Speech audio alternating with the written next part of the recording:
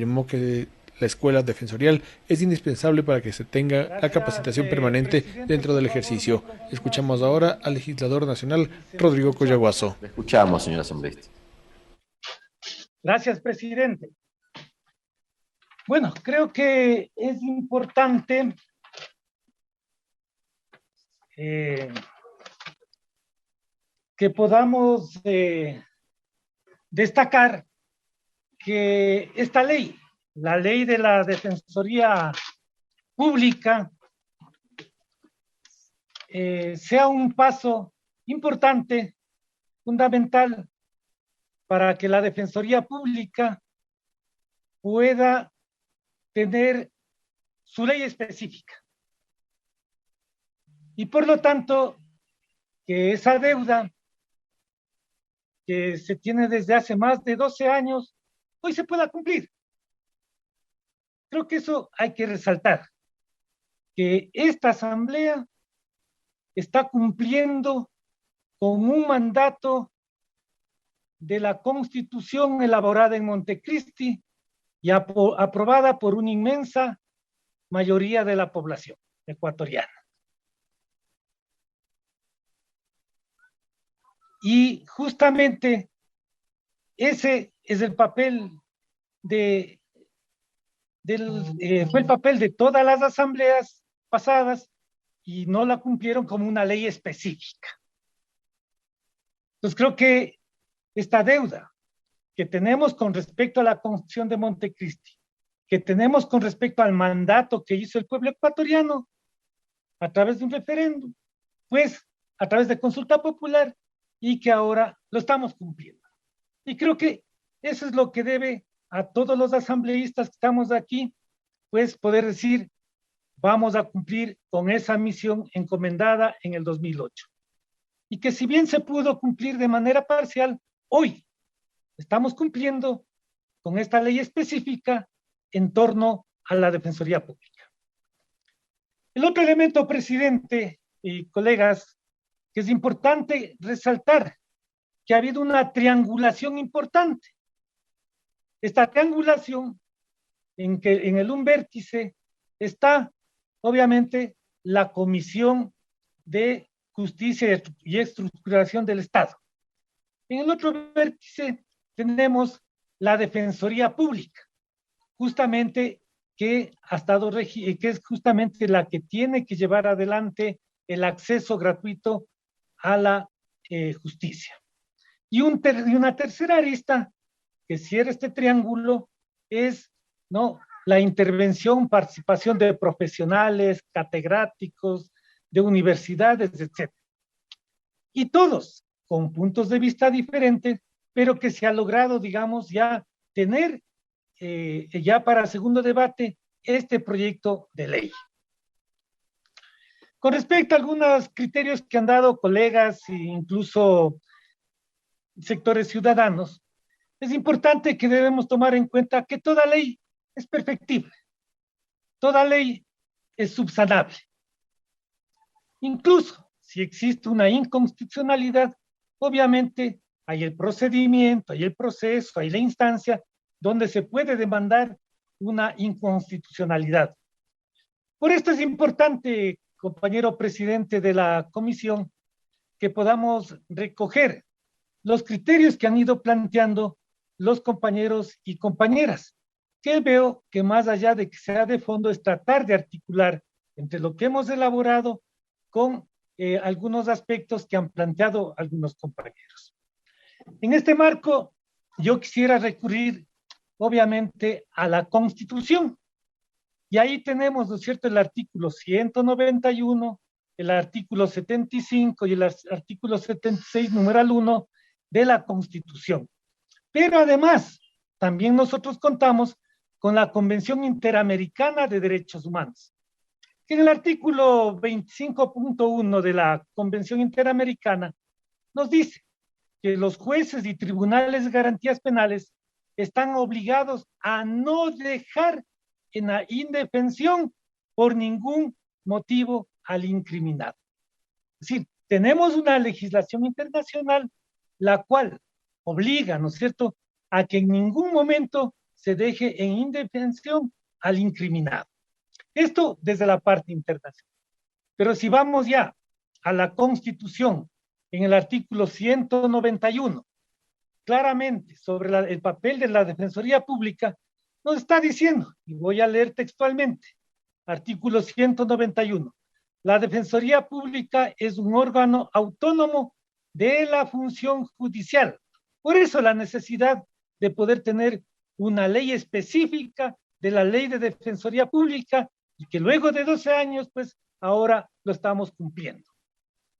Cuyo fin es garantizar el pleno e igual acceso, a la justicia en las personas que, por su estado de indefensión, condición económica, social o cultural, no puedan contratar los servicios de la defensa legal para la protección de sus derechos. Eso nos dice la Constitución. Y por cierto, esto había sido publicado por el Consejo de Participación Ciudadana. Bueno, la Defensoría Pública prestará un servicio legal, técnico, oportuno, eficiente, eficaz y gratuito en el patrocinio y asesoría jurídica de los derechos de las personas en todas las materias e instancias. Aquí tenemos el papel de la Defensoría Pública. Y como vuelvo y repito, ¿no? Es un órgano autónomo de la función judicial. Y por eso la necesidad de tener una ley específica. Luego, si luego recurrimos al artículo 75, en el que nos habla sobre los derechos de protección, en la Constitución nos dice, toda persona tiene el derecho al acceso gratuito a la justicia y a la tutela efectiva, imparcial y expedita de sus derechos e intereses, con sujeción a los principios de inmediación y celeridad. En ningún caso quedará en indefensión. El incumplimiento de las resoluciones judiciales serán sancionadas por la ley.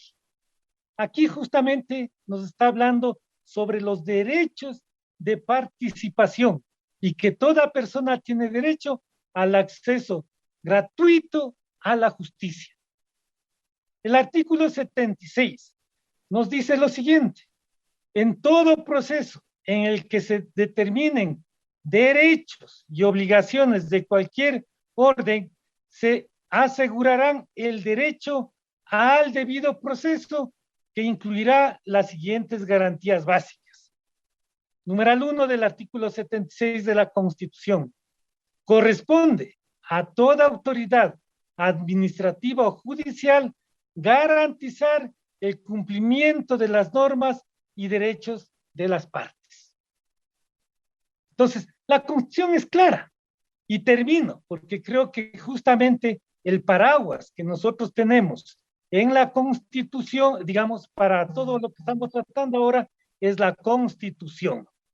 En este marco, estamos hablando que la Constitución nos está garantizando el derecho, digamos, a no estar en indefensión. Y para eso justamente está la institución pública, que en este caso es la Defensoría del Pueblo. Es necesario, yendo al artículo 6, y creo que esta es la columna vertebral por el cual debe armonizarse el proyecto de ley que estamos tratando. Y se ha hecho mención al artículo 6, ¿no? Y que este estaría en contradicción con el artículo 14. Por eso me parece importante, compañero presidente de la Comisión de Justicia, que este debe ser lo que armonice el resto de lo que es en este caso la ley, y específicamente con el artículo 14. El artículo 6 es claro y preciso, y nos dice: sobre la asesoría, asistencia legal y el patrocinio. Nos dice la Defensoría Pública y la red complementaria a la defensa pública tiene la obligación de brindar servicios de asesoría en todas las materias e instancias de asistencia legal y patrocinio en las líneas de atención prioritaria que se describen en esta ley con los siguientes parámetros. Y los parámetros, tenemos 3 parámetros. El 1, el estado de indefensión en el que se encuentran las personas, grupos o colectivos que no puedan contratar los servicios de una defensa privada para la asesoría, asistencia legal y patrocinio. Esto ya se ha estado dando, pero se deja claramente establecido como un parámetro. Ustedes conocen, y los que estamos más involucrados en el ámbito del derecho, muchas personas, antes de que exista la Defensoría Pública, muchas personas quedaban en la indefensión. Sus derechos eran pisoteados. ¿Por qué? Por el hecho de no contar con el recurso económico para contratar un abogado. Y claro, era como una feria, como un espacio de trabajo amplísimo que se tenía los abogados. Pero cuando ya se instauró la Defensoría Pública, obviamente muchas personas que no podían contratar los servicios de los abogados acudieron hacia la Defensoría Pública.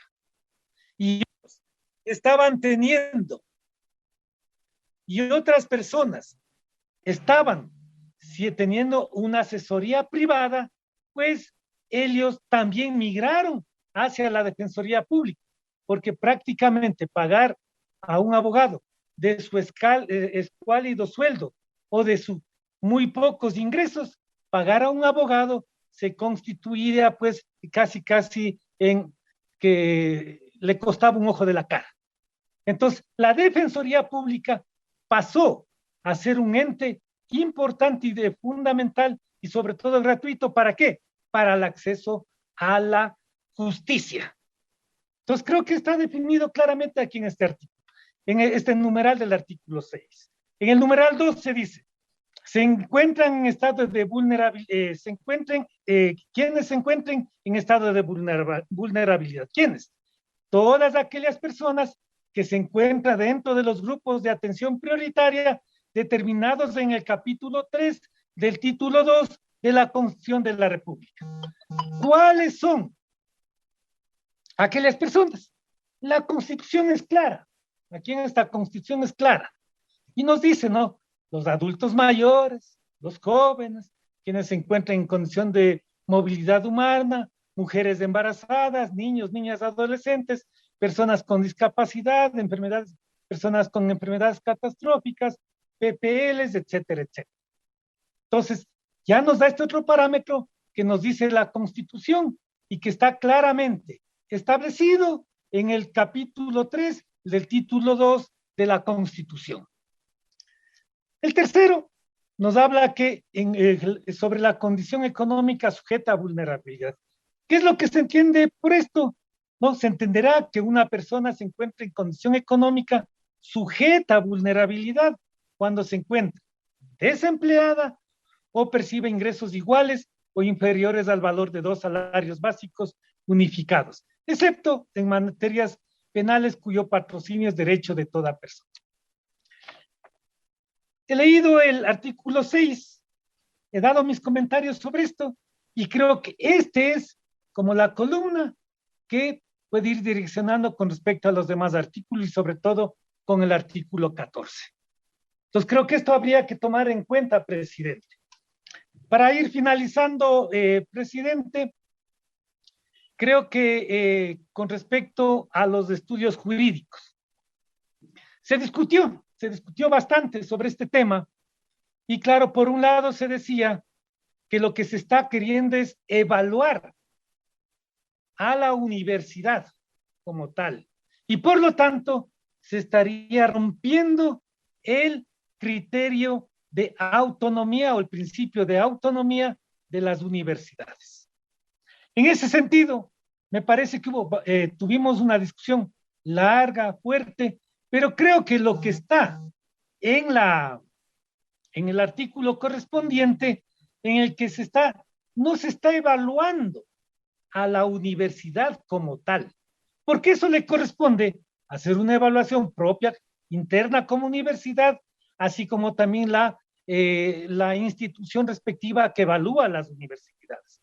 Y en este marco, lo que se está evaluando es la calidad del servicio, que es otra cosa, que no es, en este caso, la evaluación a la universidad, que eso para nada le corresponde ni a la Defensoría Pública, ni a la Asamblea, sino sobre todo a las instituciones dedicadas correspondientes y a la misma universidad como tal.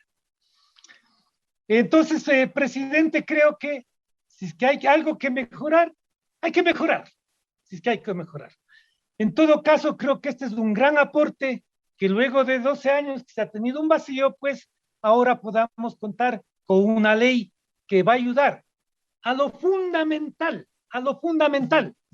que es el hecho de que se pueda acceder a la justicia de manera gratuita y que las personas no queden en la indefensión. Por eso, pues, me apoyo a este proyecto de ley y ojalá se pueda recoger algunos criterios para que la podamos perfeccionar. No será perfecta. Más adelante, ya con la operatividad, se irá viendo cómo se va haciendo y obviamente hay los mecanismos para reformar, para mejorarla, para ampliarla, pero el deber de esta asamblea es que podamos contar con una norma específica para la Defensoría Pública y por lo tanto cumplir con ese mandato que tuvimos en el 2008 por la Asamblea Constituyente en Montecristi y por esos compañeros, por la ciudadanía que con votación popular dio carta abierta a que se ejecute la Constitución. Gracias, presidente. Hemos escuchado ahí al legislador nacional Rodrigo Coyaguazo en la intervención. 6 asambleístas han solicitado la palabra hasta el momento en el marco de este Gracias, segundo debate. Ya no existen más intervenciones en este punto. Quiero consultarle al señor ponente de la ley, el señor asambleísta José Serrano, si tenemos texto listo para votar.